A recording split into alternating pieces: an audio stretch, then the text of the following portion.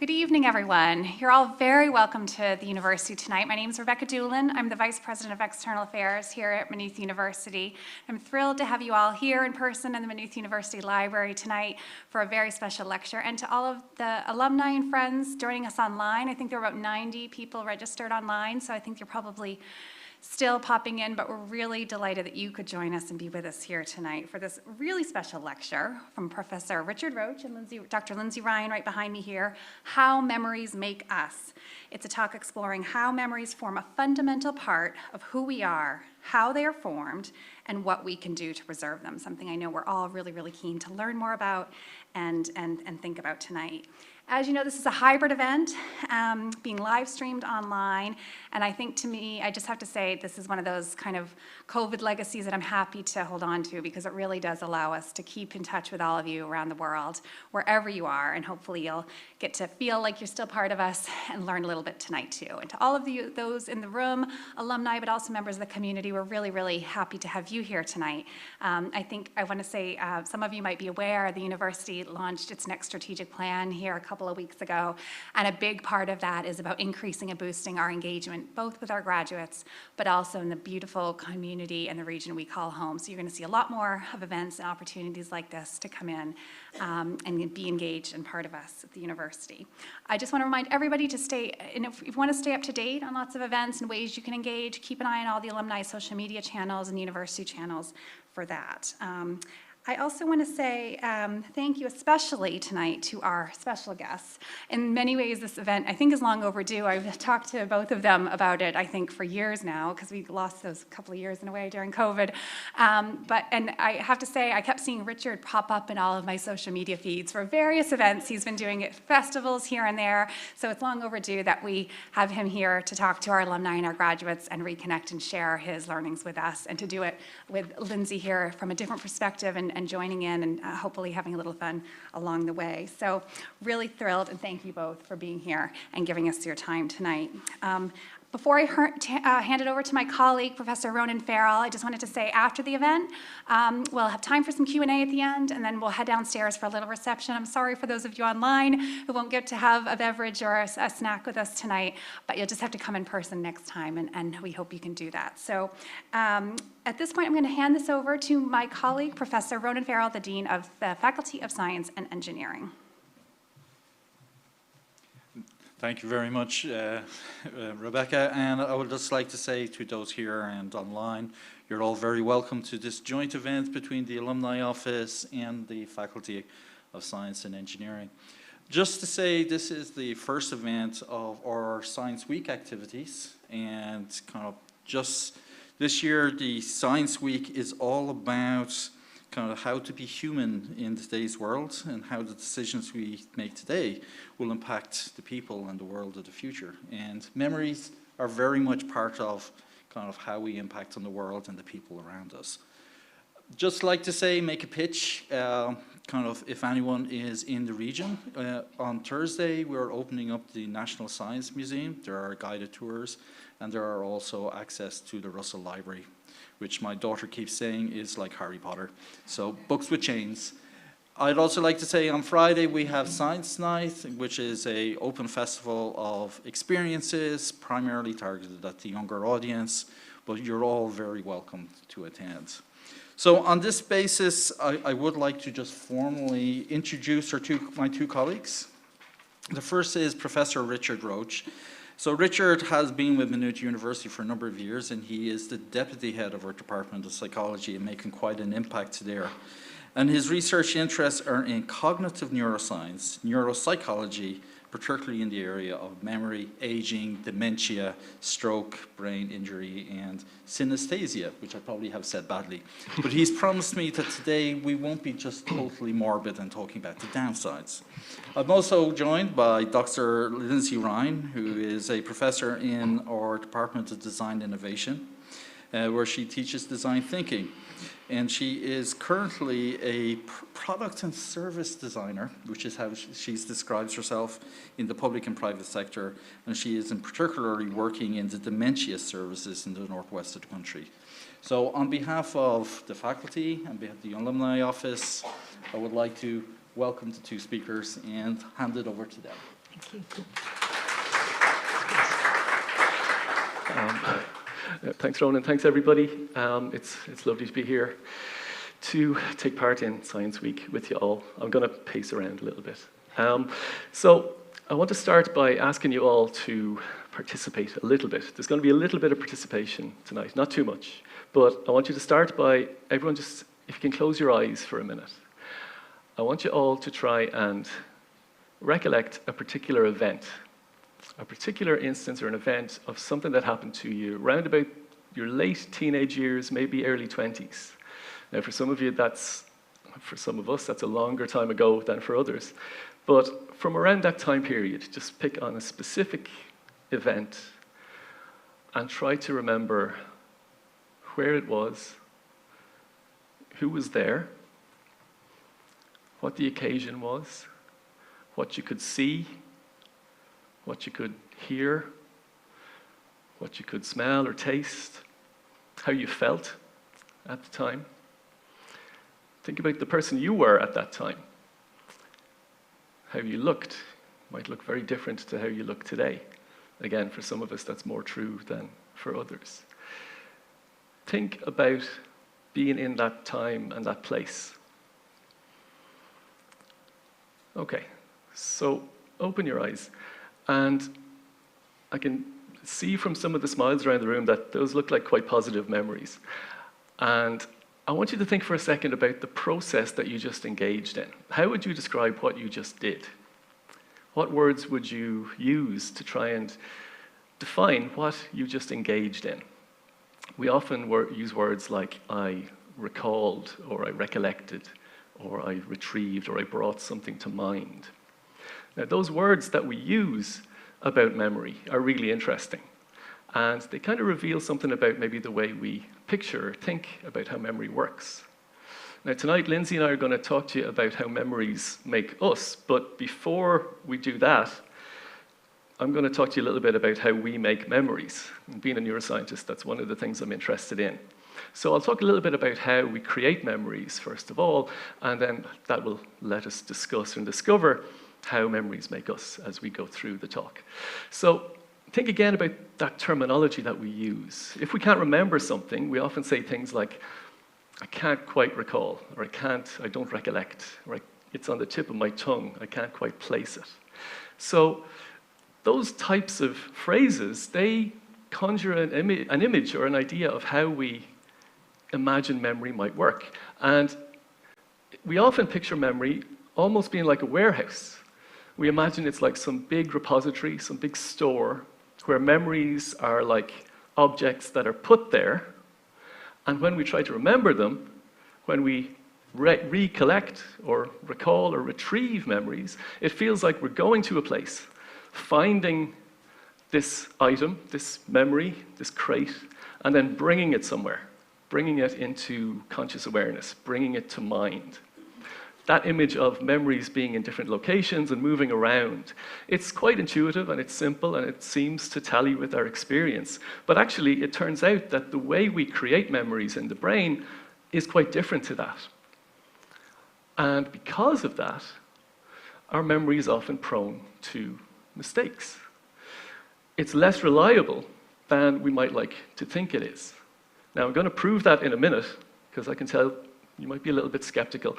Before I do, does anyone recognize that warehouse in that image? Anyone spot where it's from? It's Raiders of the Lost Ark. Indiana Jones fans get that very quickly. So it's from Raiders of the Lost Ark. So I'm going to stay with films for the next couple of examples. What I'm going to do is, in the next few slides, I'll show you a picture, which is a famous scene from a film. And when you see the image, there's a quote that's connected to that particular image.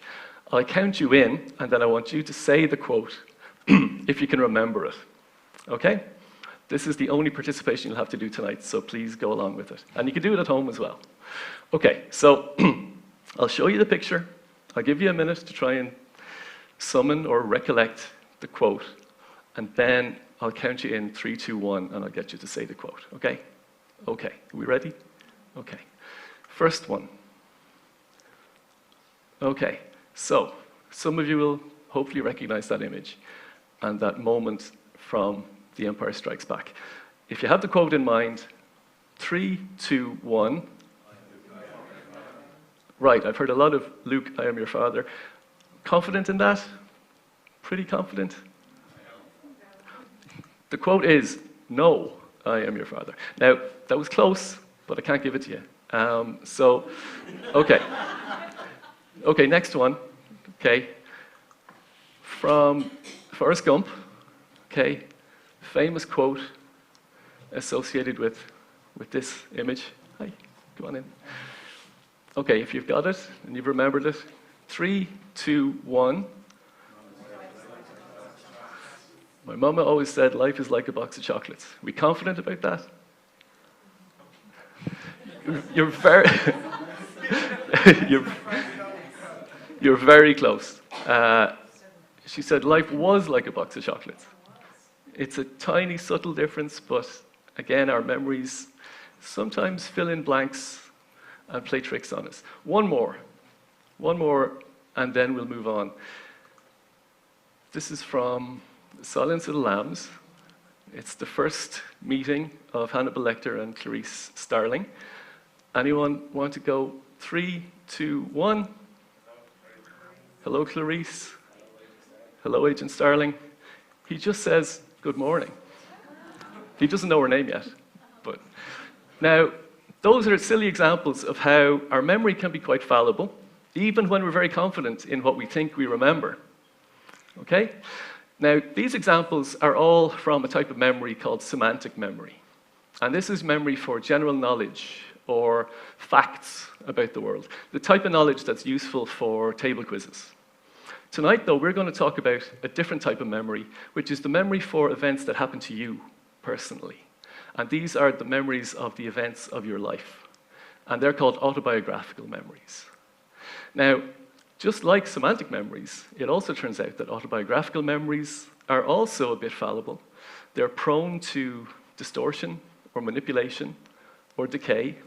And I say manipulation because I intentionally manipulated you with this one because I mentioned Clarice Starling by name and a lot of you repeated it back to me. So even the way a question is posed can sometimes influence what we think we remember. So tonight we're going to talk about these autobiographical memories. And we're going to look at how they shape who we are as people. Now, what happens in the brain when we remember something, it's almost magical. Because when we re-experience or remember an event, all the areas in the brain that were active at the time of that event, areas for what we see, what we hear, what we feel, our emotions, our sensations, all those different brain areas that were active at the time, they become active again at the same time. And we internally relive that moment, that event. We relive it maybe decades later. So internally, we re-experience the event all over again. And in that moment, we're that young person again. We're that person in our late teens or early 20s, re-experiencing, feeling the feelings we felt back then. It's a remarkable process. And in a very real way, memory is time travel, effectively. We get ourselves transported back to another time and another place. And in lots of ways, we become another person for that brief moment. But there's a downside to this, because the fact that these different brain areas become activated again means that the memory can change. And it turns out that every time we remember an event, every time we have an autobiographical memory, it changes very, very subtly. There's a slight change each time we remember it. So memories are much more dynamic than objects in crates in a warehouse. They're more like living things.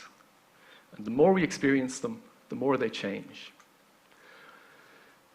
So in that respect, I know it's tempting to think of the experience of memory as being a bit like watching a home movie in our heads, or watching a film or a video file. Because when we remember something, it can feel like it's projected onto a little screen inside our skull, and maybe a little person in there is watching it play out. And that's an accessible and it's an intuitive analogy for what memory is like. But it's not really like that.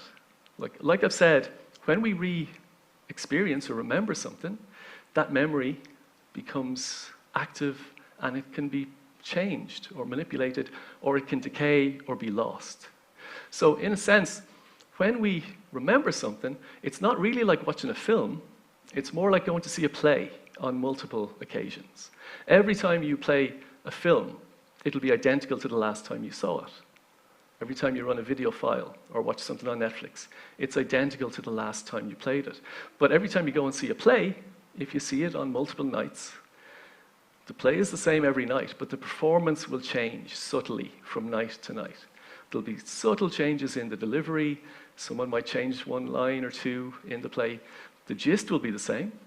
The play is the same. The memory is the same, but it changes from performance to performance. So memory is more like a play than watching a film. Now, we've said autobiographical memories are the memories that make who we are and form the events of our life. But not all autobiographical memories are created equal. So there is a phenomenon in memory research called the reminiscence bump. And this means that memories from about the years of your late teens into the mid and even late 20s are remembered more vividly, they're stronger memories, and they're less prone to loss later in life. These memories are more robust, and we can retain them well into later life. Now, why would that be the case? So if you think about things that happen around about that period of your life, late teens, early 20s, some major things tend to happen. We leave home maybe for the first time, we go to college, we might start our first major job, we make friends that will last later into our lives for decades, we might meet our future spouse. These are major life events that shape a large portion of our identity and our personality. So it seems like these memories from the reminiscence bump are retained with greater strength and are less prone to being lost as we move later through life. And this is what we're talking about when we refer to these memories that make us. And I'd wager that, given the alumni present, a lot of those memories for you came from your time on campus here in Maynooth. So I'll hand over to Linzi. Thank you. So whereas Richard spoke about how we make memories, how we can manipulate them over time, I want to focus on memory loss. So as we age, our bodies and our mind also change, and so do our physical and our mental abilities.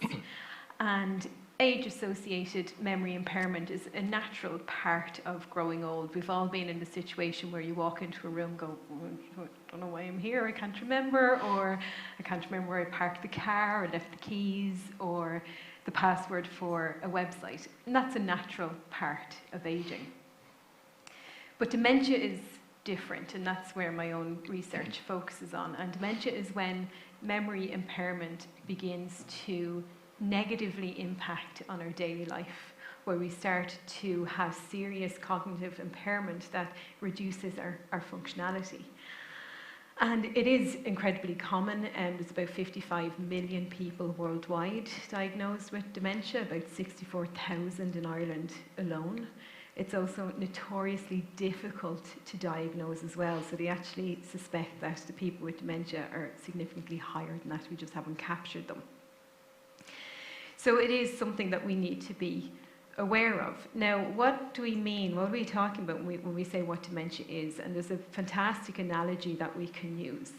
So if we can imagine that in our minds is a bookcase, and everything that we have experienced, every memory that we have, our semantic and our autobiographical memories are stored in that bookcase. So as soon as you're born, you start to populate that bookcase from the bottom up. So your more older memories are at the bottom. So you would have your childhood memories on the bottom shelf. You might get to your teens around your knees, 20s and 30s at hip height, and so on and so forth. What dementia does is it's a storm that shakes that bookcase, and it causes it to rock back and forth. So the shelves at the upper end of the bookcase are disturbed more than the bottom. So the memories at your childhood and at your early teens and 20s are less likely to be disrupted by that shaking of dementia, whereas those ones further up the top are more likely to be taken out, to fall out. And so maybe you try to put some of those memories back, but those more recent memories are on the high shelves you can't quite reach. So those memories are gone, they're lost forever. Or maybe you take a memory and you try to put it back on the shelf, but you put it in the wrong place, it's out of order. So you get confused, you get disorientated. And this is what happens when you have dementia. Now, at the same time, there's a second bookcase in your mind. It's much sturdier than the one with your memories. It's the one with your emotions. It's the one with your feelings. And it's much more resistant to that shaking that dementia causes. So you're able to retain your emotions and your feelings much more statically, much more strongly than you are your memories. So whereas I mightn't be able to remember someone's name or my relation to them, I can remember that I love them, and I can remember that they make me feel safe. So using emotions to help people with dementia to feel comfortable is incredibly important. And we can use those emotional links to bring memories, positive memories, to the surface. So this is a lady. Oh, she started already. Can we pause this for a second? Sorry. So this is a lady called Martha. So Martha was an incredibly accomplished ballerina in her youth. And Martha has quite advanced dementia now, but we can see our senses are one of the biggest prompts that we can use to bring those feelings to the surface and bring those memories along with it. So things like touch, taste, smell, sight and sound are big catalysts to bring those memories right to the forefront of our minds. And we can see with just playing Tchaikovsky's Black Swan, that memory that it invokes within Martha.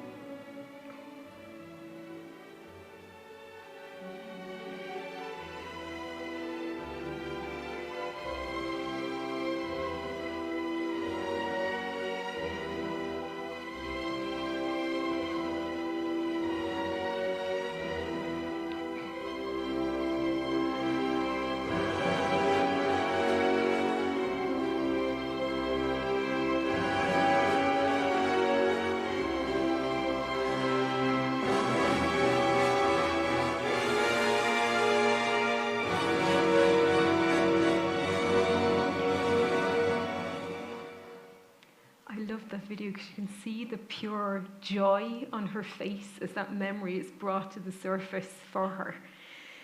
So now I want you to imagine you do have dementia. I want you to imagine that you wake up in a room you don't recognize, in a house you're not familiar with, surrounded by strangers. And when you tell them, I don't understand, who are you? They tell you, no, you're wrong. Everything is fine, you're the one that's out of place.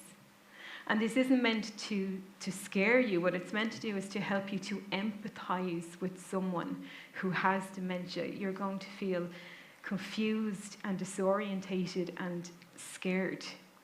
And it's really important for us when we are working with any services to do with memory that we understand the emotions that that person is going through and how we can use things like memory prompts and reminiscence to put them into a space where they feel comfortable, where they feel joy, where they're not as scared anymore. And The old model where we would place people into a care home was based on a 70s model of treat the disease, not treat the person. So they would be heavily sedated, the disease would be treated, but that emotional part, the essence of who that person was ignored. Now, thankfully, we are rapidly moving away from that model now, and there are some really innovative approaches that are being taken. For example, this is what's known as a dementia village, or a mind healthy village, or micro town, which treats dementia care very humanistically. And what it does is it has everything that a normal town would. It has theatres and hairdressers and cafes and pubs, can't forget a pub, that people with dementia can live in and live happily and seemingly normal lives. And their carers man the stores, they're their neighbours, they provide the care in an organic, humanistic, emotional way. Very, very different to that model of treat the disease and not treat the person. And that sounds like quite an elaborate type of service, and it's right. Not an awful lot of countries would have the budget for this type of thing. But we can take elements of that empathetic approach to care and use it instead. So here we see a bus stop. Something really simple. That bus stop doesn't go anywhere. But people with dementia tend to gravitate towards places of transport. So they are looking at those autobiographical, those well-embedded memories of going to school, of going to work, of collecting the kids, or maybe they just don't recognize the area that they're in and they want to try and go home. So they naturally gravitate to train stations, bus stops, taxi ranks. So people have started in care facilities to place replica bus stops around the verges of the facility grounds. What that means is that if a person with dementia gets disorientated, begins to wander, they'll naturally gravitate towards that point of transport where they can be kept an eye on or can be gently brought back to the care facility. So it's a very simple way of leaning into one of those embedded memories, one of those well-established practices that they have, and using that to provide care that, again, makes them feel comfortable. And even something as simple as making a cup of tea. So I worked with dementia care services in the Northwest. There was a lady who loved a cup of tea and a biscuit in the evenings. That was her default, her comfort zone. And she caused a fire because she placed an electric kettle on a hob. And her children, who were her care providers, went into a little bit of panic. They wanted to try and keep her safe, said, oh God, we can't let her make tea anymore. We said, no, we need to take a step back. We need to look at her. What is her fond memory, her well-practiced memory? And what we did was we just gave her a stovetop whistle kettle. One that she had used since she was a child, one that was in that bottom shelf, in that bookcase of memories, and it enabled her to continue to have that nice cup of tea and a biscuit at the end of the day, something that was that simple but that was meaningful to her. And what is really positive to see as well is that, again, those old practices are becoming just that. They are old, they are outdated. And the EU Commission is now drastically placing pressure on countries to be proactive with dementia. As I said, the numbers are huge. Our population is getting older. We are living longer. So the number of people that are going to deal with a degree of dementia at some point is also increasing. So they have asked every government to come up with an action plan to provide suitable dementia care and the necessary funding to provide that care as well. But what is really interesting is that we are now progressing even beyond dementia care policies into something much more inclusive. So countries that would have been the forerunners with dementia policies, for example, Finland is one of the first to come up with a formal dementia policy on a national level, have now said, no, that doesn't work anymore. It's not suitable anymore. because that is exclusionary, not inclusionary. It is not enough to say we have to treat dementia. Minds and memories are the important thing across the board. So they have gotten rid of their dementia policy, and now they have a memory-friendly policy instead. And that teaches children from preschool all the way up to secondary school in a formal academic process of the importance of memory and how to retain it, how to manage it, like we would our bodies as we're getting older. And what's really interesting again is that we can see, well, they've identified 3 different key benefits that new approach takes. One is that it makes us aware of the importance of memory and how to maintain it throughout our entire life. It's not something that we just begin to think of when we're older. 2, it's that it helps us to identify cognitive issues early on so that we can help the person, we can provide early intervention. And 3, it chips away at the stigma that's associated with cognitive impairment as well, because memory is important for everyone, regardless of what age they are. And that nicely segues my way back into Richard's work. Thanks, Linzi. Yeah, in the research that my group carries out here in Maynooth, we try and adopt some aspects of that approach by working with the local community. Now, I mentioned earlier that memories, we can think of them as living things, and if we want to keep them and retain them, the best thing we can do is rehearse them and recall them regularly. And my research group work with groups in the local community. We've worked closely with a walking group for people with arthritis, and we use an intervention called reminiscence therapy. So in reminiscence therapy, we meet with older people in the community, some who have dementia, some who don't, in the local library on the main street, or sometimes in other locations. And for an hour or maybe up to 90 minutes, we guide them through structured reminiscence, where we ask them questions and probe them and push them to remember details from earlier epochs in their life, from childhood, from adolescence, from that time period of the reminiscence bump, from maybe middle adulthood. And we get them to do it in a group environment, in a very social atmosphere. And we find that over the course of several weeks of doing this, what we notice is that often recollections one person has will trigger memories for the next person, and it will sort of cascade, and more details will come back as people share their experiences of earlier life. And there's a lot of research to suggest that this leads to major benefits. And we see improvements on some aspects of cognition, like memory. We see improvements in things like mood, decreased anxiety, decreased depression, increased engagement with the community. And we also tried to take advantage of another phenomenon, which I'm sure we're all guilty of. If you imagine walking down the main street, I know 90% of the people here will have gone, what was that shop before it was a vape shop? Or what did that pub used to be called? What was the name of McMahon's before it was McMahon's? Anyone? Caulfield's, yes. Top marks. We try and tap into that powerful association between place and memory. And to do that, one of our research projects involved designing memory walks through the town. We worked with colleagues in the geography department to design routes we could bring people on in groups to reminisce as they travel through the different parts of the town, with the routes designed to pass places that might trigger particular memories.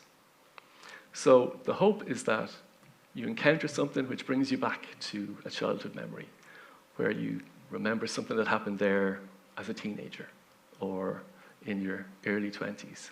And again, by using this approach, by having these memory walks and bringing people through the town, we often see benefits to memory, to cognition, to mood, and to that sense of community engagement. And we really feel that the group element of this work is a powerful driving factor in these improvements that we tend to see in recapturing these memories.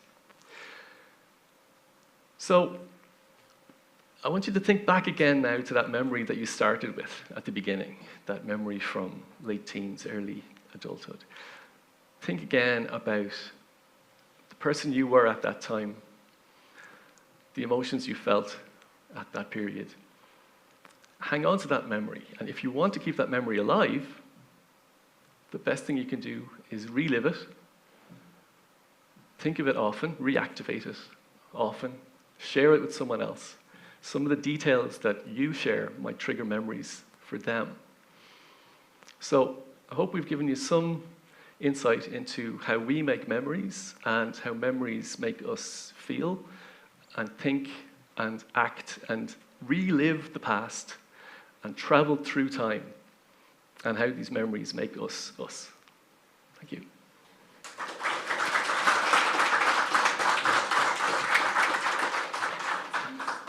Yeah, I think we're going to take some questions and answers. So are there some microphones, I think, roaming around? Does anyone have any questions? Don't be shy. It'll help your memory. Yeah, go on. Oh, there you are. Thanks very much for the talk. It was really, really interesting. I suppose I just have a question around memory recall and false memories, particularly around OCD and other kind of, I suppose, neurodivergent kind of conditions. Are they recalled or made up in the same way that a true memory is recalled, or are there marked differences between the two?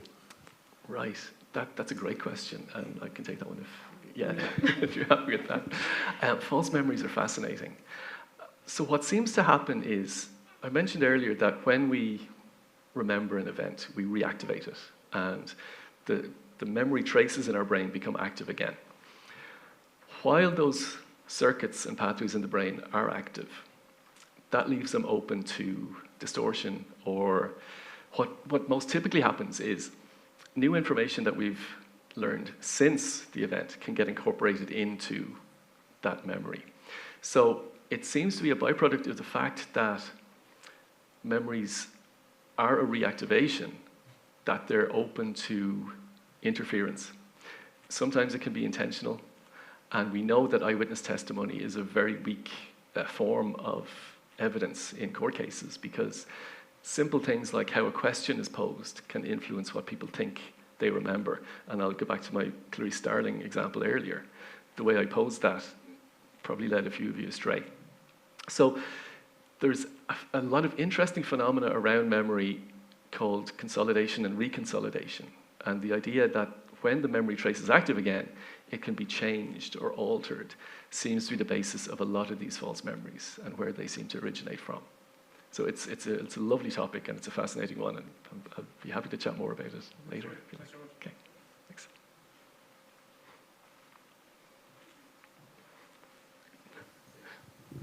Thank you. So, can you explain what happens when you try to remember something in the moment and you can't, and say you go away and you relax and it comes back? Will I do this one? Yeah. This happened to me last week. I can't remember what it was I was trying to remember, but I remember being stuck, and I got to that impasse where I couldn't remember it. And I did exactly what you said to do. You go away, do something else, and it finds its way to the surface eventually. What seems to happen is, they've done lots of research around this, this phenomenon, is it seems that when we reach that impasse and that blockage and we can't access that information, when we go away and do something else, that processing is still happening on the back burner, and connections are still being made and pathways are being reactivated, so that when we take our mind off it, we often find ourselves spontaneously presented with the solution. Could be to the memory question that we had, the thing we're trying to recall. It could be the solution to a puzzle that we're given. And they've shown this with people trying to solve complex problems. They give them a problem that they can't solve, distract them with something else, and then the solution presents itself. So it appears to be a phenomenon of how much processing the brain seems to do just below the level of our conscious awareness. The brain's doing an awful lot of things that we're not even aware of most of the time. Right now, our brain is keeping our heart beating, it's keeping us inhaling and exhaling, it's keeping us from falling off the chair. There's a lot of cognitive operations the brain does as well that we're not even conscious of until there's a problem. So, yeah, the brain's back burner is a very powerful tool, and it seems to eat up these problems while we do something else.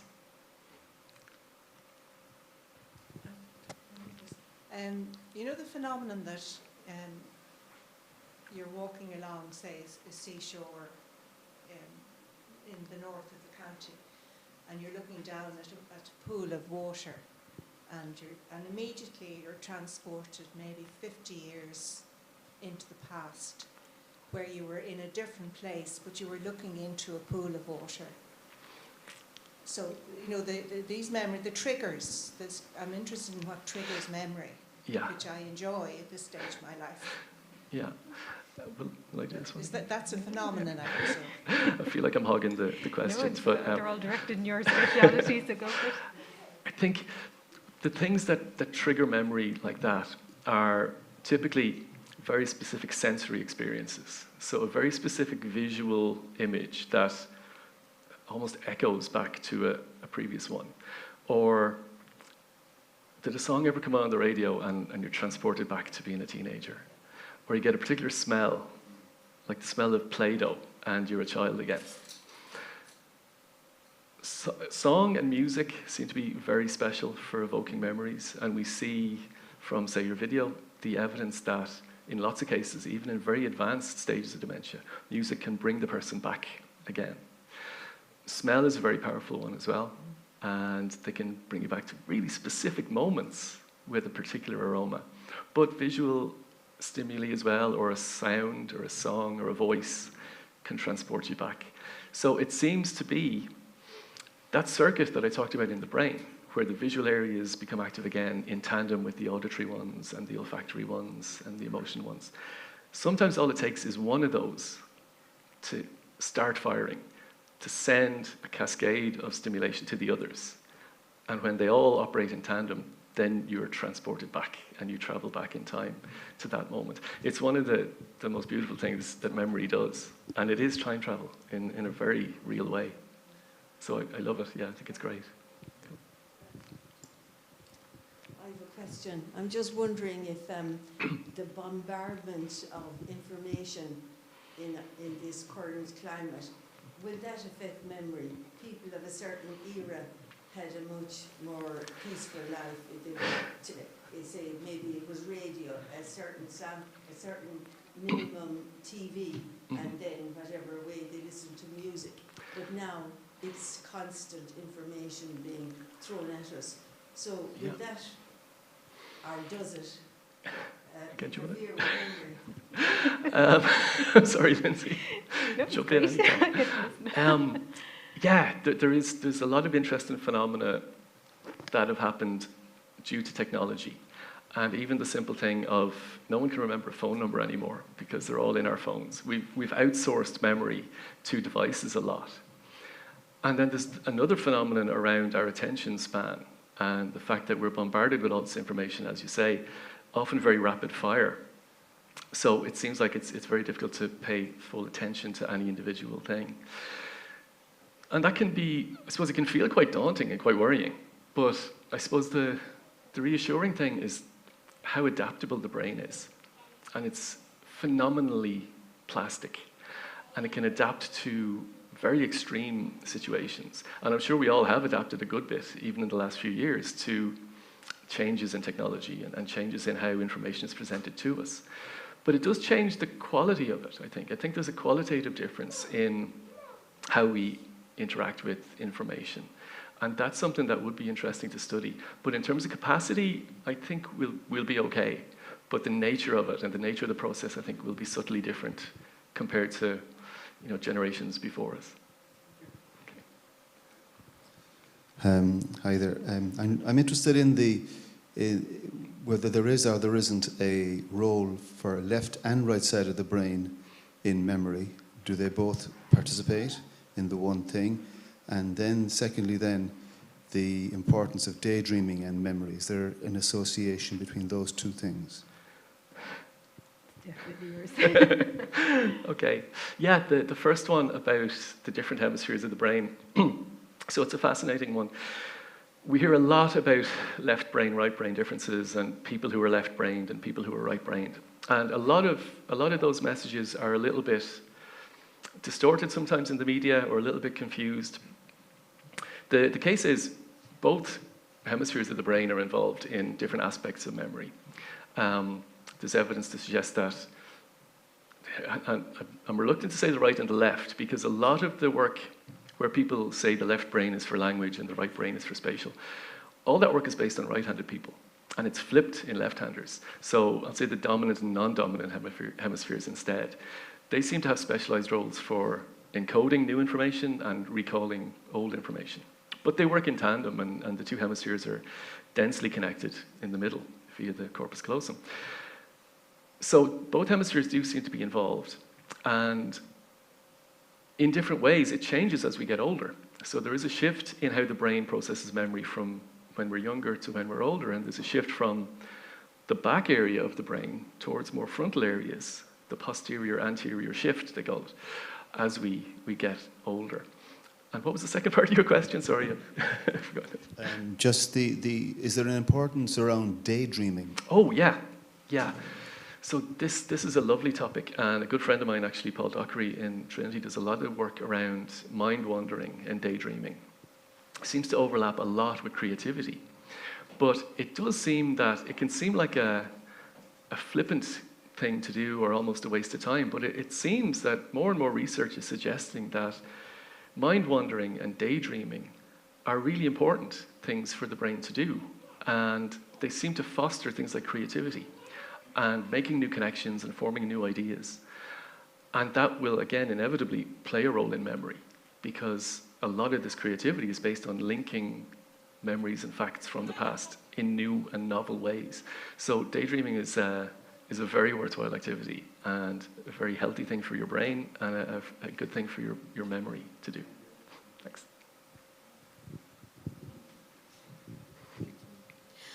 Hi. Recently, I came across a very fascinating, I suppose, phenomena of the counter memories, and I'm wondering,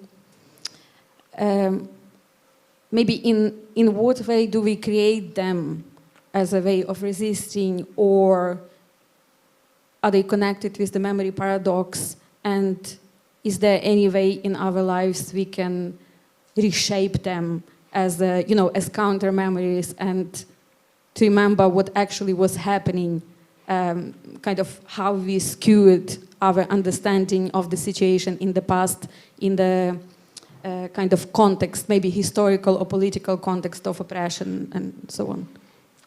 Okay, so I'm not sure if when you say counter memories, do you mean personal ones or kind of societal memories? I am thinking personal, more of memories, like creating ways of resisting towards the context that is there. But I don't know enough, so maybe they are also collective. I think, and again, it's not an area I know a lot about, but I think this is probably something that therapists might have more experience of. I think in a way we probably all do this a little bit. I think we all have a way of looking back at experiences and events, and most of the time we'll find a way to put ourselves in a good light, whatever the reality might be of the way the situation actually happened. So there is definitely a filter that we pass memories through relative to our role and our contribution to the situation. I think that's something that in therapeutic situations people look at a lot, maybe dealing with difficult childhood memories, but I wouldn't have much exposure to it. I tend to stick to the lab, so sorry, I don't know enough about that. Okay. Hello, thank you both very much. Could I ask Dr. Ryan about the metaphor relating to the shaky bookshelf and memories being like books that fall off and then are put back in the wrong place? Is that why sometimes people have, particularly I think as they get older, can sometimes have a very vivid memory of something but associate it with entirely the wrong period in their lives? Because I'm experiencing this at the moment with an elderly relative where he'll say, oh, that must have been 20 years ago, when actually it happened 50 years ago, or vice versa. No. So the analogy is perfect, because if you think of it, you fill from left to right, one shelf to the next, so there's always an order to it. And what happens when people get dementia is that that order gets completely jumbled up and they lose context. So they will experience a memory in a completely different situation. It's why they often maybe get exasperated. They want to go home, but they're actually thinking about their childhood home, where they're physically in a house that they've lived in for 50 years. But it does cause a complete distortion of the sequence of the memory and how they experience that memory as well. So it's really common for them to misunderstand or to misinterpret what point in time they're currently in. Thank you. I sometimes think it's maybe like when you have a dream and you're in a place, but the place is in the wrong place. Like you're in a room that you know isn't in that house, but it's there. And imagine it must be something similar to that. Yeah, and very disorientating, because the cues that they associate with that memory are completely gone as well. So they have no reference point if they're living in that moment of their childhood, but it's in a completely different time, completely different location. Incredibly disorientating for them. Hiya. My question is also going to give Richard a bit of a break. But I really like the idea of the dementia town. But unfortunately, for a lot of older adults who have dementia, they also have physical impairments and things that may actually, they need to go to a nursing home for extra care. So is there a way to implement the idea of the town into a nursing home environment to keep the older adults safe whilst also allowing them to reminisce, etc.? Yeah, there's some really interesting stuff going on at the moment where it's essentially like an enclosed town. So you have what you would have in a normal town, you have streets with shops and things like that, but it is in an enclosed building. So if they wander, or if like that they have physical disabilities that they find it difficult to get around, it's designed to accommodate that and to mimic a town as a standard. So it just means it's in a much more highly controlled environment, and they can make accommodations for people with those physical restrictions. Is it happening already in Ireland? That's just my question. Yeah, it's not happening in Ireland at the moment. This is more, to be brutally honest, we were slow to the party. So the Nordic countries like Finland and Norway were really progressive, and they are the ones that were the first to have dementia policies. They are the first ones to say it's exclusive, not inclusive. We need to go in a different direction. And they're the ones that are leading the way with things like dementia villages and that really proactive dementia service delivery. We're only, our dementia policy is actually relatively young. So we haven't quite caught up to the curve yet. So unfortunately it hasn't gotten to Ireland that I know of yet anyway. Sorry, can I just ask, are those policies state driven or they're at a governmental privately driven? State. Yeah, State I driven. think that's the major question, that who's the force behind these changes. It's handed over to companies with the profit in mind. That probably will be much slower, if ever. Yeah, so they are state driven. So that is one of with the EU committee approach, they are driving it at a governmental level, that it's not just to have an action plan, but they actually have to commit the necessary funding to implement those actions as well. So it's not tokenistic, or it's not going the commercial road. Yeah. I think there is a dementia unit in Maynooth Hospital where it's not a fully fledged village or anything, but their unit there is designed in a big circle. It's like a big donut, so that it's easier for people not to get lost. They can find their way by just continuing to go, which is... But I do think it's a really important point to say that it doesn't have to be something as intense as a dementia village. It is about doing those small, little incremental changes that are meaningful to the person. So, for example, I was in a dementia facility, and every person had essentially mimicked their house bedroom within the facility itself. So they woke up and they felt familiar. even things, there was a small frame on the front of each person's store that had a visual prompt. So it was something that was meaningful to them. One of them had a picture of their collie dog, for example, that they had when they were kids. So it was easily recognizable. They weren't looking to remember a number. So while the Dementia Village is excellent in what it's trying to do, we can take elements of it and integrate it into the existing services while we are improving what services we are providing in the long run. Just to touch on it, we hear a lot about the dangers of AI and how it's going to take over the world and kill us all. But do you see any benefits of introducing AI in terms of managing dementia, whether it be so they can relive even through virtual reality their old homes, their own old schools, and and other examples like that? Do you think AI has a positive role to play in the management of dementia going forward, or do you think that it may introduce some more trouble than it's worth? So this is the thing, we're all aging. We're all going to get old eventually. So eventually the generations that grew up with technology and grew up surrounded by AI, that's going to be their fundamental memories. So there is a role to play in it. It's an interesting one. I think if we can, like with something as simple as playing the song for Martha there, if we could do maybe something more immersive, there's an interesting space there. But I definitely think as people that grow up with technology get older and are used to that AI, there's definitely a role in that space. I think that there's a broader thing around how technology in general can help with things like memory impairment or memory loss.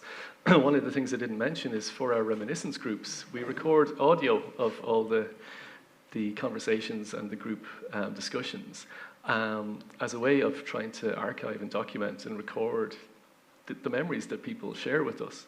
And we have a section of the Digital Repository of Ireland where these files, once we anonymise them, we post them up there so anyone can listen back to stories about growing up in Maynooth back in the previous century, or people growing up in different parts of Ireland who joined our groups later in life. We try to archive some of that content so that it won't be lost. And technology can be used in these ways to try and preserve memories and act as memory aids. People can listen back to the audio of their own group and help them to jog further memories. So there are ways that we can use technology for our benefit to try and help preserve these memories in lots of different ways. Yeah. And touching on just the constant recall of the same memories, is that just like exercise in that the more you do it, the better you get at it? Yeah, you can think about it as mental exercise. It's not quite accurate, but you can think of the brain as being a bit like a muscle. And the classic phrase is about use it or lose it. If you don't activate certain pathways in the brain, they will atrophy and die off. So keeping memories active, activating them regularly, sharing them with people, it definitely is a way of preserving what we can remember and the details associated. And things like, sorry, go ahead. No, it's just a nice analogy is like writing on a pad of paper, and every time you write on it, it imprints on the sheet below it, so you take the top sheet off, you write over it again, so it might change as it's going through the different pages, but that imprint is retained, the essence of what that imprint is retained. Yeah, and exposing yourself to triggers and cues, like reeling in the years, for example, that show is fantastic because the amount of information that comes back to you that you think you had forgotten when you're presented with prompts or music or video clips, the information is in there a lot of the time. The problem is accessing it. Mm-hmm. So presenting yourself with cues to reactivate those memories is a really good way to keep those memories alive for longer. Well, on that note, I think we could keep picking your brains all night, and I think we've clearly made a few memories tonight. I think that one that's really going to stick with me, and I'll say it so that it sinks in more, is that video of Martha. Actually, it's really powerful, isn't it? And it makes you feel and it makes you think of something. So I think all of us will take something away from that, and these are very personal, not only to us, but for all those in our lives that are thinking about these things and perhaps struggling with them. So I really want to thank a lot of people tonight.